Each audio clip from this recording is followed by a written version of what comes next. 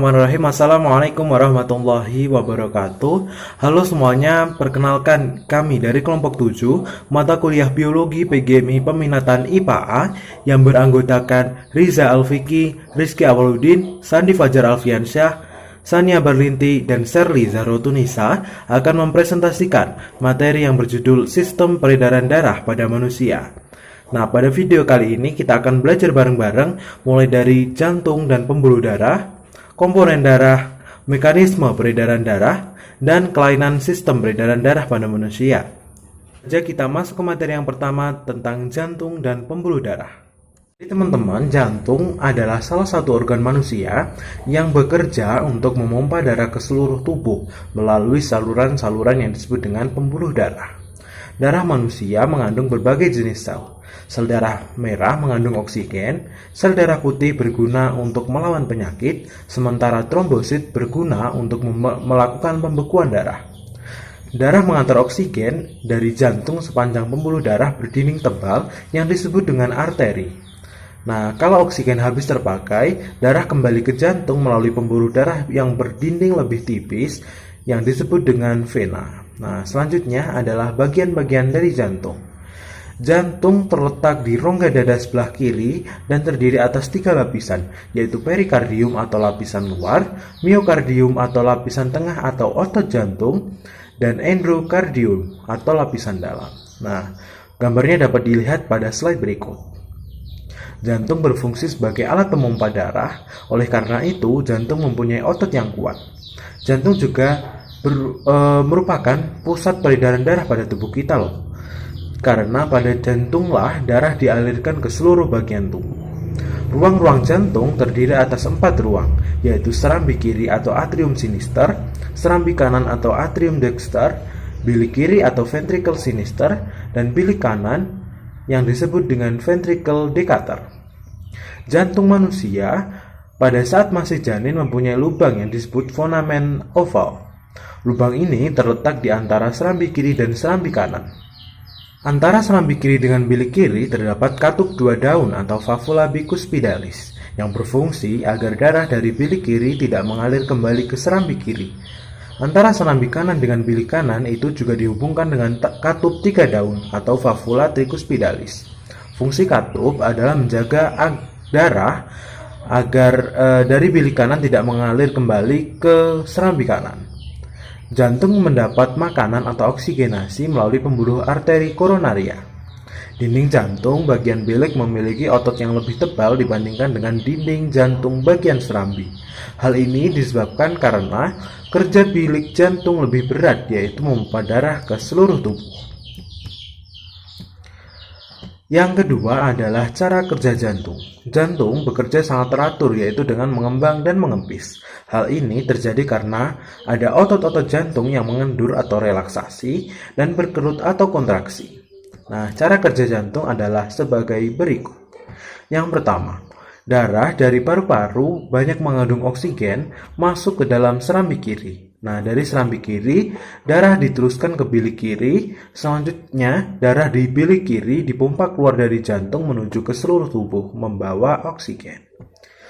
Yang kedua adalah, setelah oksigen digunakan untuk proses pembakaran di dalam sel-sel tubuh, darah kembali ke jantung dengan membawa karbon dioksida dan air. Darah dari seluruh tubuh masuk ke serambi kanan. Dari serambi kanan, darah masuk ke bilik kanan. Selanjutnya dari bilik kanan, darah dipompa keluar dari jantung menuju ke paru-paru untuk melepas karbon dioksida dan mengambil oksigen. Nah, jantung itu terus-menerus memompa darah ke seluruh bagian tubuh.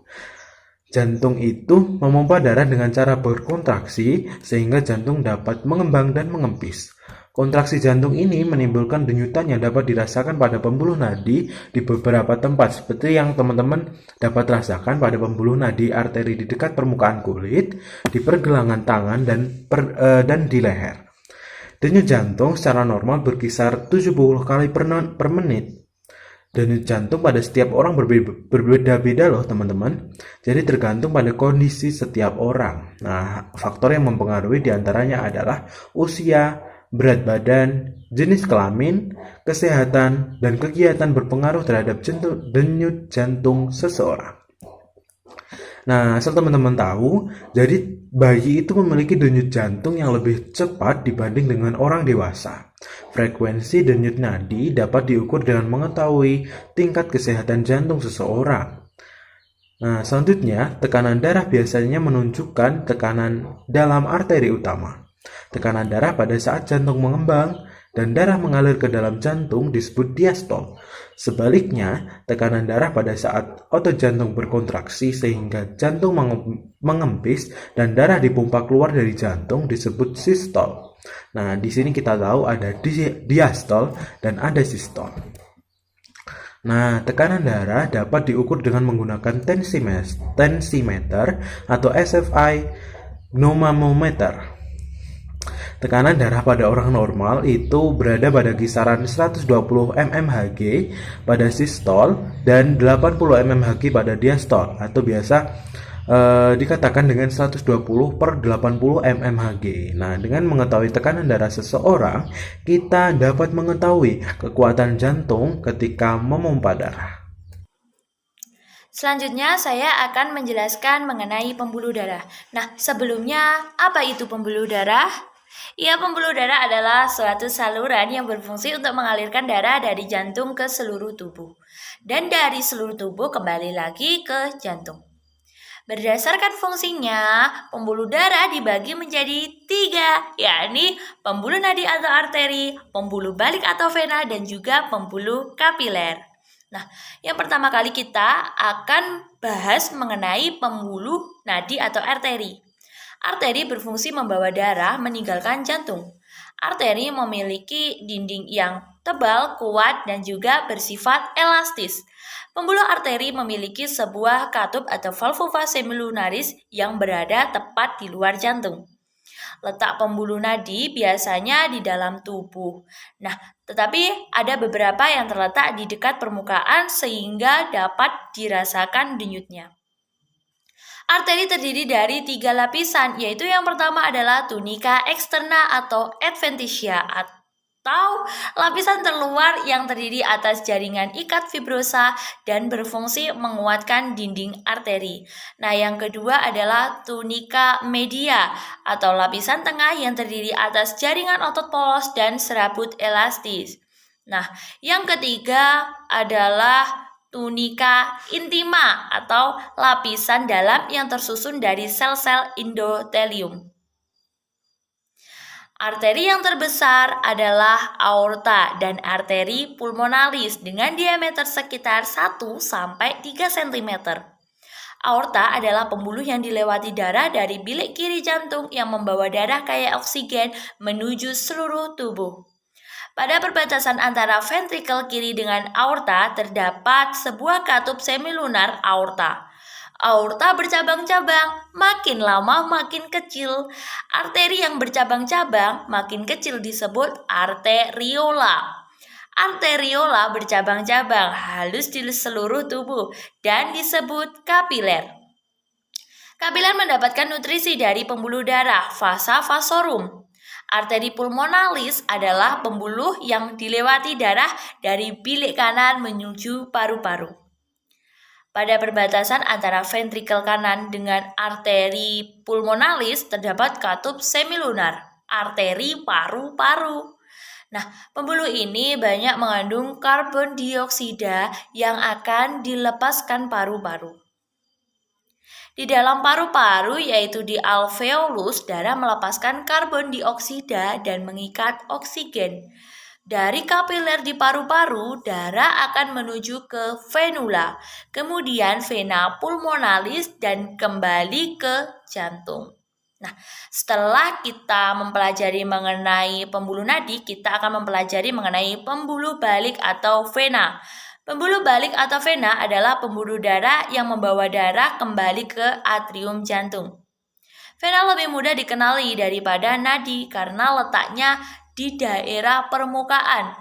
Seperti halnya nadi, vena juga disusun oleh 3 lapisan, tetapi dinding pembuluh ini lebih tipis dan tidak elastis. Tekanan vena lebih lemah dibandingkan dengan pembuluh nadi dan di sepanjang vena terdapat katup yang menjaga darah agar darah tak kembali lagi ke sel atau jaringan. Sistem vena terdiri atas venula, vena kecil, vena sedang, dan vena besar. Venula berhubungan dengan kapiler. Vena yang berukuran besar yang masuk ke jantung ada 3 macam, yaitu vena cava superior. Vena yang menerima darah kaya karbon dioksida dari tubuh bagian atas, leher, kepala, kemudian masuk ke atrium kanan. Nah, selanjutnya vena cava inferior. Vena yang menerima darah kaya akan karbon dioksida dari tubuh bagian bawah, kemudian masuk ke atrium kanan. Nah, kemudian lagi vena pulmonalis, yaitu vena yang membawa darah kaya oksigen dari paru-paru, kemudian masuk ke atrium. Nah, yang terakhir kita akan membahas mengenai pembuluh kapiler. Pembuluh kapiler atau pembuluh rambut merupakan pembuluh darah yang sangat halus dan berdiameter sekitar 0,008 mm serta berdinding sangat tipis sehingga memudahkan plasma darah dan zat makanan merembes ke jaringan antar sel. Dinding kapiler tersusun dari selapis endotelium. Kapiler menghubungkan antara arteri dengan venula.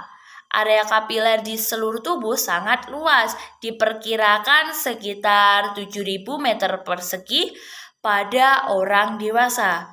Bagian tubuh yang tidak memiliki kapiler adalah rambut, kuku, tulang rawan, dan kornea mata. Fungsi kapiler antara lain yakni 1. Sebagai penghubung antara arteri dengan vena, yang kedua mengambil zat-zat dari kelenjar, yang ketiga tempat terjadinya pertukaran zat-zat antara darah dengan cairan jaringan, yang keempat menyerap zat makanan dari usus, dan yang kelima adalah menyaring darah yang terdapat pada ginjal. Selanjutnya, saya akan menyampaikan materi terkait dengan komponen darah. Darah merupakan cairan tubuh yang sangat penting bagi kehidupan manusia yang bersirkulasi dalam jantung dan pembuluh darah. Darah membawa oksigen dan nutrisi bagi seluruh sel dalam tubuh serta mengangkut produk-produk hasil metabolisme sel. Darah berada di dalam suatu pembuluh darah, arteri maupun vena, dan merupakan sebagian dari sistem organ tubuh manusia yang berperan penting bagi kelangsungan hidup manusia. Volume darah total dalam tubuh manusia dewasa berkisar 3,6 liter bagi wanita dan 4,5 liter bagi pria. Di dalam darah mengandung sel-sel darah serta cairan yang disebut dengan plasma darah yang berisi berbagai nutrisi maupun substansi lainnya. Sekitar 55% darah merupakan komponen atau plasma. Sisanya 45% adalah komponen sel-sel darah. Komponen darah manusia terdiri atas sel-sel darah dan plasma darah. Sel-sel darah meliputi sel darah merah, sel darah putih, dan keping darah. Sel darah merah atau eritrosit adalah jenis sel darah yang paling banyak dan berfungsi membawa oksigen ke jaringan-jaringan tubuh melalui darah. Bagian eritrosit atau sel darah merah ini terdiri dari hemoglobin, sebuah biomolekul yang dapat mengikat oksigen. Hemoglobin akan mengambil oksigen dari paru-paru dan oksigen akan dilepaskan saat sel darah melewati pembuluh kapiler. Warna merah dari sel darah merah itu sendiri berasal dari warna hemoglobin yang unsur pembuatannya adalah zat besi. Setiap milimeter kubiknya darah pada seorang laki-laki terdapat 5 juta sel darah merah dan pada seorang perempuan dewasa kira-kira terdapat 4 juta sel darah merah. Adapun fungsi sel darah merah bagi tubuh antara lain yang pertama yaitu mengantarkan oksigen ke seluruh tubuh, yang kedua penentuan golongan darah, yang ketiga menjaga sistem kekebalan tubuh, yang keempat pelebaran pembuluh darah. Sedangkan ciri-ciri sel darah merah antara lain yang pertama yaitu bentuknya bulat, pipih, dan bagian tengah itu cekung. Yang kedua, sel darah merah tidak memiliki inti sel. Yang ketiga, memiliki warna merah karena mengandung hemoglobin. Yang keempat, umur sel darah merah kurang lebih 120 hari atau 4 bulan. Yang kelima, sel darah merah berjumlah sekitar 4-5 juta sel per milimeter kubik darah. Yang keenam, sel darah merah bersifat elastis. Selanjutnya yaitu penyakit pada sel darah merah. Yang pertama, polisitemia merupakan peningkatan jumlah sel darah merah dalam sirkulasi. Yang kedua, polisitemia relatif, yaitu peningkatan konsentrasi sel darah merah, tetapi tidak disertai dengan peningkatan jumlah massa total sel darah merah. Yang kedua, polisitemia primer, yaitu peningkatan konsentrasi sel darah merah disertai dengan peningkatan jumlah massa total sel darah merah. Yang keempat, polisitemia sekunder merupakan polisitemia fisiologi atau normal karena respon terhadap hipoksia. Selanjutnya, hiperbilirubinemia, yaitu peningkatan bilirubin darah yang berlebihan ditandai dengan terjadinya ikterus yang dapat diakibatkan oleh penyakit hati, sumbatan saluran empedu, dan lainnya. Kemudian yang selanjutnya yaitu sel darah putih atau leukosit. Leukosit berasal dari bahasa Yunani yang berarti putih dan kitos berarti sel. Leukosit merupakan unit yang aktif dari sistem pertahanan tubuh yang terdiri dari neutrofil, eosinofil, basofil, monosit, dan limfosit. Leukosit sendiri berfungsi sebagai sel pertahanan tubuh, membunuh dan memakan bibit penyakit atau bakteri yang masuk ke dalam jaringan. Selain itu, leukosit juga berfungsi sebagai pengangkat zat lemak dari dinding usus melalui limfa ke pembuluh darah. Selanjutnya yaitu trombosit atau keping darah. Trombosit dapat disebut juga platelet atau keping darah. Trombosit tidak dapat dipandang sebagai sel utuh karena berasal dari sel raksasa yang berada di sumsum tulang. Fungsi utama trombosit adalah untuk membentuk sumbat yang merupakan respon hemostatik normal terjadinya cedera vaskular yang dapat terjadi kebocoran spontan darah melalui pembuluh halus. Fungsi trombosit ada 3, yaitu yang pertama perlekatan atau adesi, yang kedua penggumpalan atau agregasi, yang ketiga reaksi pelepasan. Selanjutnya yaitu plasma darah. Plasma darah merupakan komponen cairan yang mengandung berbagai nutrisi maupun substansi lainnya yang diperlukan oleh tubuh manusia, antara lain protein, albumin, globumin, faktor-faktor pembekuan darah, dan berbagai macam elektrolit natrium, kalium, klorida, magnesium, hormon, dan sebagainya. Plasma diperoleh dengan cara memisahkan sel-sel darah dari darah dengan cara sentrifugasi. Fungsi utama plasma darah yaitu membuang limbah hasil metabolisme. Selain itu, plasma darah juga menerima dan mengangkut limbah tersebut ke area tubuh lainnya, seperti ginjal, hati, untuk dibuang. Plasma darah terdiri dari 92% air dan 8% lainnya adalah bahan-bahan penting seperti protein, glukosa, imunglobulin, dan elektrolit. Selanjutnya saya akan menjelaskan mengenai mekanisme peredaran darah. Sistem peredaran darah dan sistem peredaran getah bening merupakan satu kesatuan dalam sistem sirkulasi atau transportasi. Dinamakan sistem transportasi karena Darah berfungsi mengangkut zat-zat makanan dan mengedarkan gas-gas pernapasan ke seluruh tubuh. Alat peredaran darah manusia terdiri dari jantung dan pembuluh darah. Darah beredar ke seluruh tubuh di dalam pembuluh darah. Oleh karena itu disebut peredaran darah tertutup. Menurut fungsinya, pembuluh darah dibedakan menjadi 3, yaitu pembuluh darah kapiler, pembuluh darah nadi, pembuluh darah balik. Peredaran darah manusia merupakan peredaran darah tertutup karena darah yang dialirkan dari ke seluruh tubuh melalui pembuluh darah dan darah mengalir melewati jantung sebanyak 2 kali, sehingga disebut peredaran darah ganda. Selanjutnya, peredaran darah ganda terbagi menjadi 2, yaitu peredaran darah kecil dan peredaran darah besar. Peredaran darah kecil atau pulmonal merupakan peredaran darah yang mengalirkan darah dari jantung ke paru-paru dan kembali lagi ke jantung.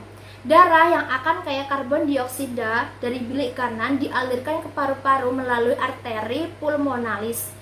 Di alveolus paru-paru, darah tersebut bertukar dengan darah yang akan kaya oksigen yang selanjutnya akan dialirkan kembali ke serambi kiri jantung melalui vena pulmonalis.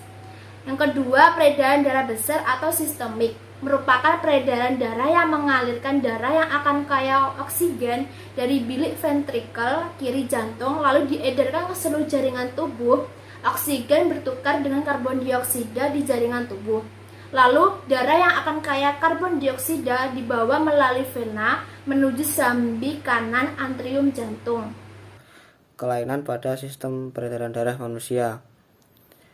Kelainan dan penyakit tersebut dapat disebabkan oleh faktor-faktor keturunan atau genetis, adanya kerusakan pada sistem peredaran darah, dan faktor-faktor lain yang belum diketahui. Kelainan dan penyakit tersebut antara lain yaitu: pertama, anemia. Anemia sering disebut sebagai penyakit kurang darah. Kurang darah terjadi karena kandungan hemoglobin dalam sel darah merah atau berkurangnya sel darah merah. Yang kedua, thalassemia.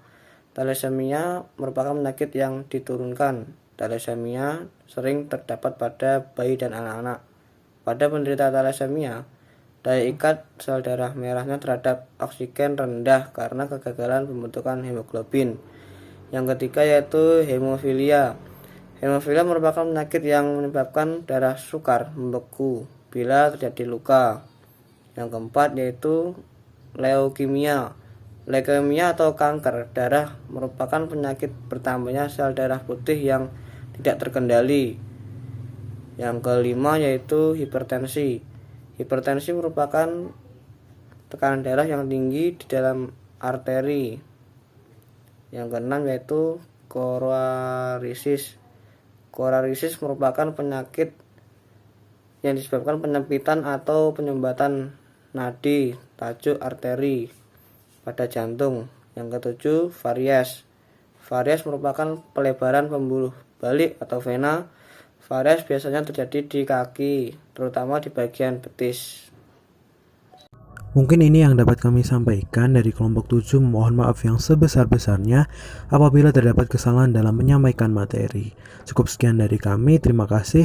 Wallahul muwaffiq ila aqwamit thoriq. Wassalamualaikum warahmatullahi wabarakatuh.